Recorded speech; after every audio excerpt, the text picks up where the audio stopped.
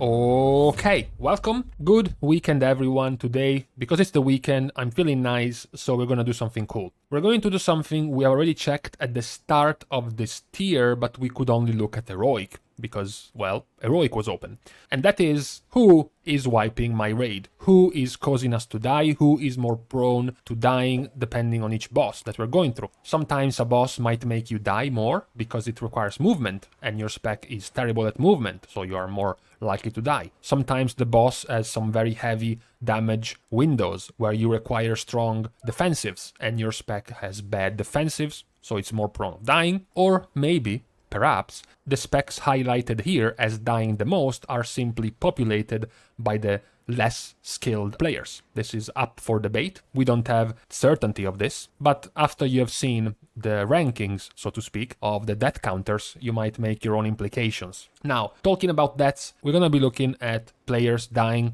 in both the wipes and the kills. Of course, the kills are self-explanatory. You just look at who died after a kill. The wipes are a little bit more convoluted because, how do you exactly calculate if you die during a wipe? Many times, the raid leader is just going to call the wipe and everyone is going to die. Generally speaking, this is done by simply looking at essentially a cutoff. After a certain amount of players have died, once everyone else starts dying all at the same time, the wipe is called, so all of the deaths after a certain amount of deaths in the encounter are not going to be counted as a wipe. So when we're looking at wipes, we are basically looking at who died first, who died to cause the wipe, essentially. It's going to be interesting to try to differentiate each boss with the amount of deaths based on what could this boss do that causes this particular specs to die. Now, let's start by saying that we can't count the Taragru. It's also kind of skewing our overall rankings, which is why we are going boss by boss, because of course the Taragru is going to smack the tanks. As a matter of fact,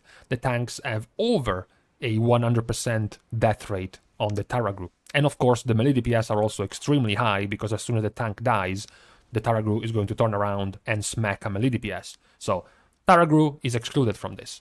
Starting from the Eye of the Jailer, we look at the deaths when you're wiping. Arms Warrior, Fury Warrior, Frost Mage, Red Paladin, Frost DK, Assassination Rogue.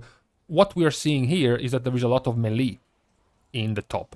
Even Holy Paladin, we are looking at it as a melee DPS in the sense that they are being essentially in the same pack of players. The only outlier in this entire list is Discipline Priest and Frost Mage.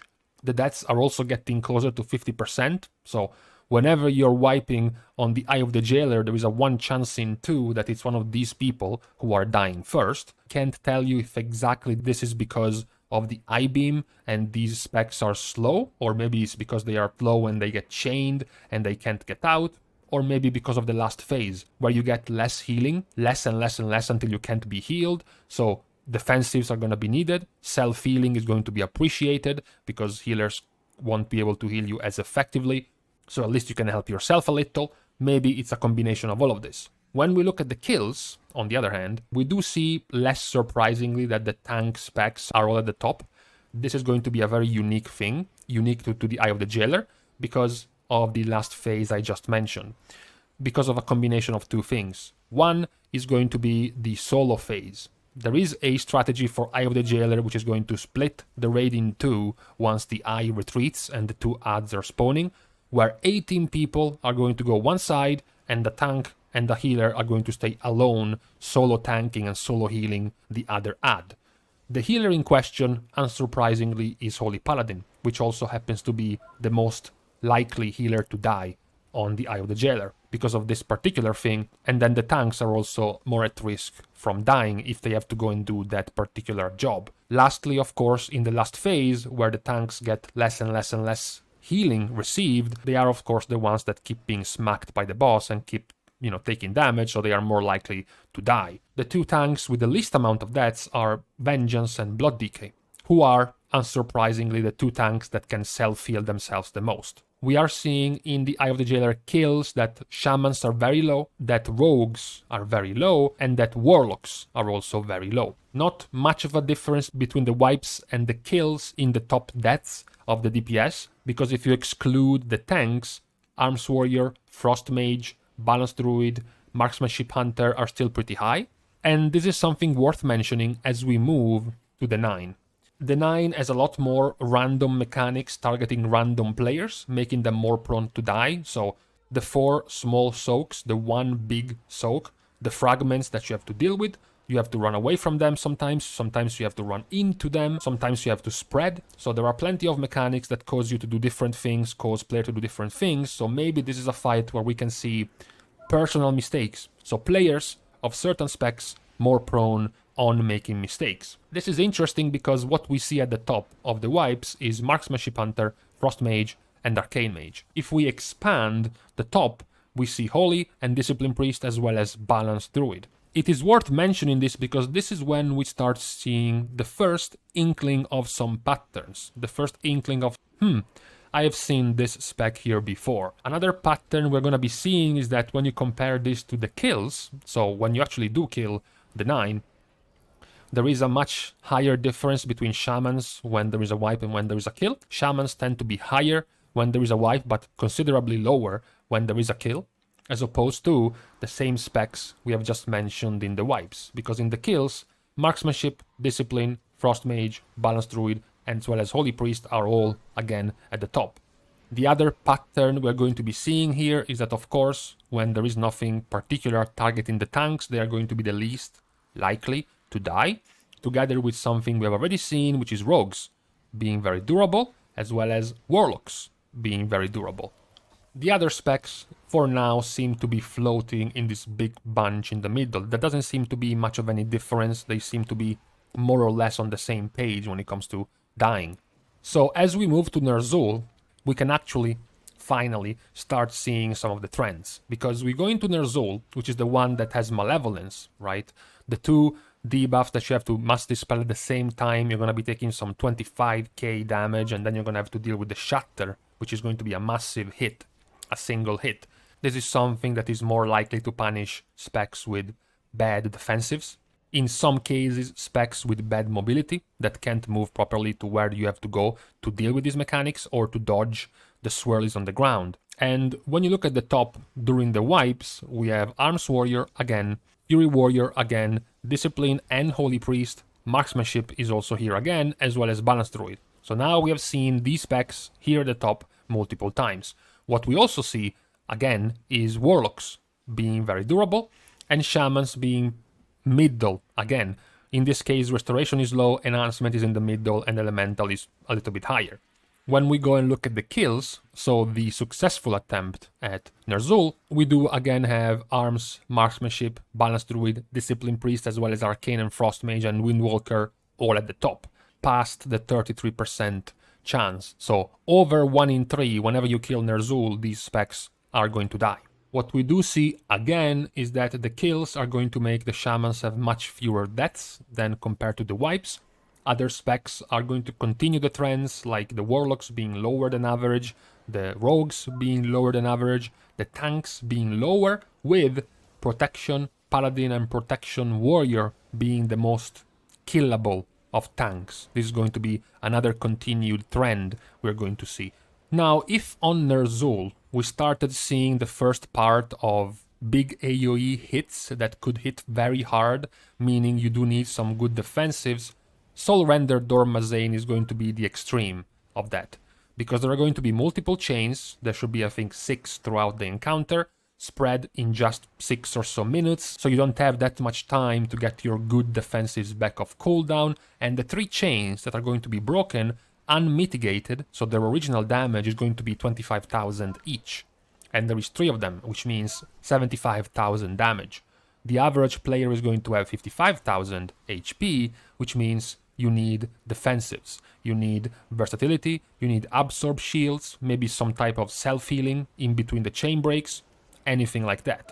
There is also the problem that whenever a chain is broken, the swirlies are going to spawn on the ground and you need to dodge them, whilst trying to stay within Spirit Link, within Barrier, within AMZ, on top of the fact that 2 players are going to be marked and are going to be dealing 7,000 damage every 2 seconds to everyone else.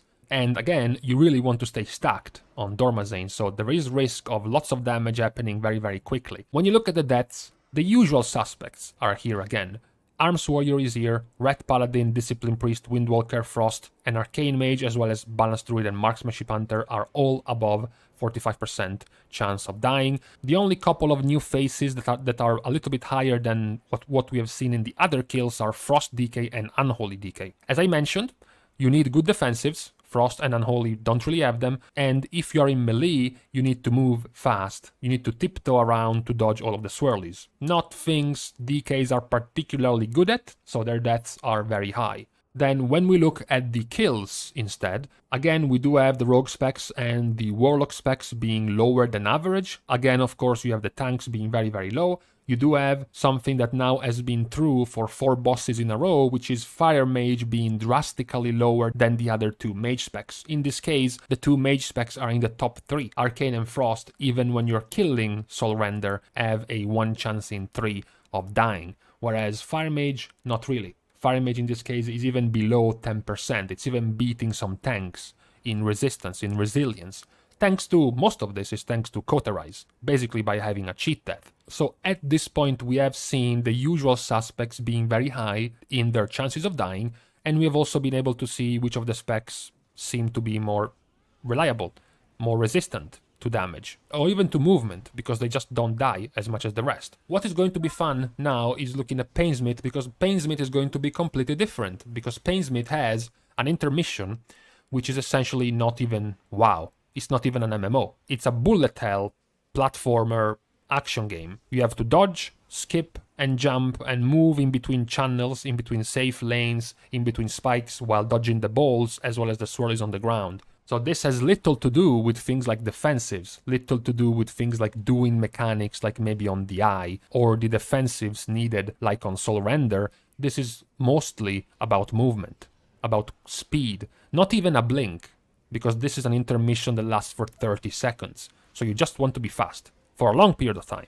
So when we look at the deaths during the wipes, and 90% of the wipes are going to happen because you're trying to learn the intermission, we do see something very cool. Maybe not for them, maybe not for the healers, because Discipline Priest, Resto Shaman, and Resto Druid, as well as Mistweaver Monk and Holy Priest, are all in the top 6. Followed just 2% lower down in the top 10 by Holy Paladin. So all of the healer specs have a 55 to 66% chance of dying when you're wiping on Painsmith. This is of course because the DPS during intermission have nothing to DPS. They have nothing to worry about, all they have to do is dodge. What is happening at the same time is that you're taking damage. You're taking even more damage if you're messing up, which means the healers still have a job to do. Not as much as the normal phase, but they still have to heal. So they get distracted. They try to finish their cast before moving. They get left behind, so they get even more distracted. And this causes them to die even more. The most surprising thing in the deaths is the Restoration Druid. Because Druid, they have a cut form to go faster. They do have most of their abilities as instants, that they can keep casting while moving. They have also Wild Charge as a gap closer, and they are Night Fae, which means they have Soul Shape as a blink. So it would make you think that they were a little bit faster. They would have had a little bit of an easier time doing this intermission than a Resto Shaman, for example, or perhaps, more importantly, a Holy Priest or a Discipline Priest, which are much slower. You can see the weirdness of Painsmith because many of the other usual rankings are not really respected here. Red Paladin, Windwalker, and Arms, for example, we have seen them often in the top 10. Here, they are actually at the bottom. Frost and Arcane Mage are chilling in the middle. Affliction and Demonology, out of nowhere. We kept mentioning how resilient Warlocks were, and in this minigame, in this intermission, they die very often. What about the kills? Okay, the guild has learned how to do the intermission. They are not dying as much anymore. So, who is still dying in the intermission even once you get to kill Painsmith? Here we go back almost to normalcy.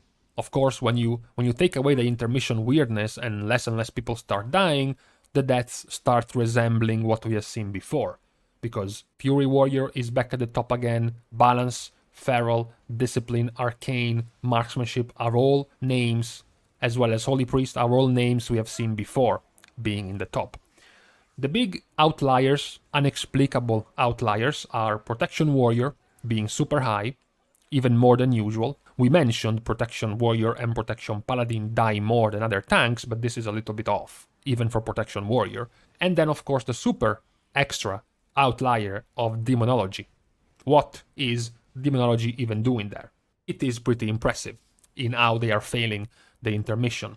A round of applause for the 14 Affliction Warlocks who cleared Painsmith without a single death, as well as the 2 Survival Hunters who killed Painsmith without a single death. But as I mentioned, we do see the normalcy again, because the Rogue specs are back at the bottom, the other 2 Warlock specs are at the bottom, you have Fire Mage. Once again, we sort of stopped blaming Frost and Arcane in the wipes of Painsmith. We were almost surprised they were doing somewhat fine, but no, not really. What is even more hilarious is that in the wipes, Arcane is dying 52% of the times, and in the kills, Arcane is dying 55% of the times. Same can be said for the other specs at the top. They are basically dying even more when the boss is dying, which is kind of funny. The rest of the rankings are respected. We should also give some credit to Havoc. We haven't mentioned them yet. They have been overall one of the least dying of all specs so far, actually. The movement that they have goes a long way of staying alive. The fact that they do have, if they need to, an invulnerability, a talent, Netherwalk that they can pick, which can also help a lot. They have a 1-minute defensive, which can also come in handy a lot, so they are staying alive quite often. The last of the bosses that we can still look at with a good amount of logs is Guardian of the first ones. Guardian is almost the complete opposite of Painsmith, because Guardian has the group stay together at all times. It has basically no special mechanics, no special things. It's essentially a patchwork boss, a good old single target loot piñata. It is very simple, it is very undertuned. It should be much less likely for people to die. The only times you can die in Guardian is when you are targeted, when you have the 3 players targeted by the sentries, so they're gonna shoot a nuke at you for like 70% of your HP, so you either have a defensive ready or you are topped at full HP before this comes in, and then you have the 2 big AoEs, Purification Protocol and the Obliterates.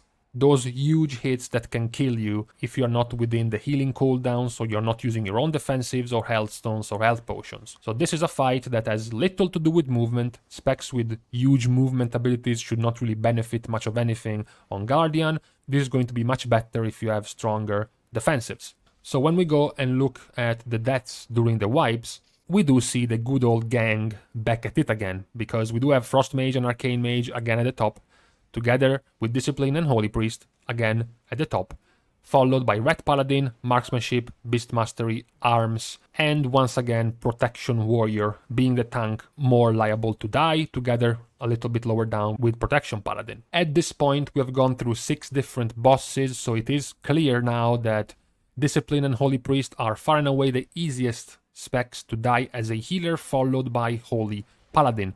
There is actually, and there has been, a pretty consistent gap in terms of deaths between those specs and Restoration Shaman, Restoration Druid, but also Mistweaver Monk. We do also see, even in the wipes, that Warlocks are back at being super resilient. We do have an outlier in the wipes, which is Assassination Rogue, dying a little bit more than the rest of the rogues. Not usual for them to die this much. And once again, when it comes to wipes, the Shamans are middle of the pack, higher than they would be in the kills. Because if you do look at the kills, again, Shamans are very low.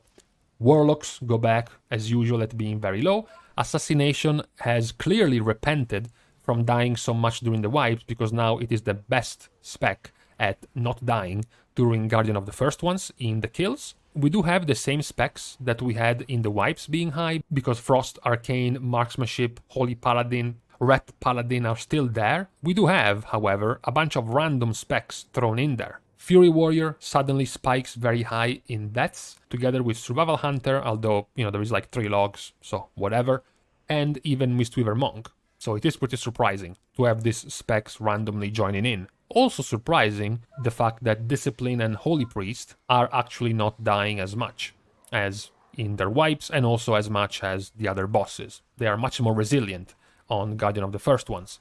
Now, being done with Guardian, these were pretty much all of the bosses that had enough logs that it was worth checking out. When we do look at the overall picture As I said, the overall picture is slightly getting hindered by the Taragru, because it's included in the bosses, so we see in the overall deaths that tanks are much higher than average because of the Taragru, pretty much. We can, however, see something we have seen before multiple times, which is the Warlocks, the Shamans, and the Rogues, when it comes to kills, are very, very low, together with Fire Mage. Fire Mage is of a particular importance because unlike having all 3 Warlock, all 3 Shamans, and all 3 Rogue specs there, we just have Fire.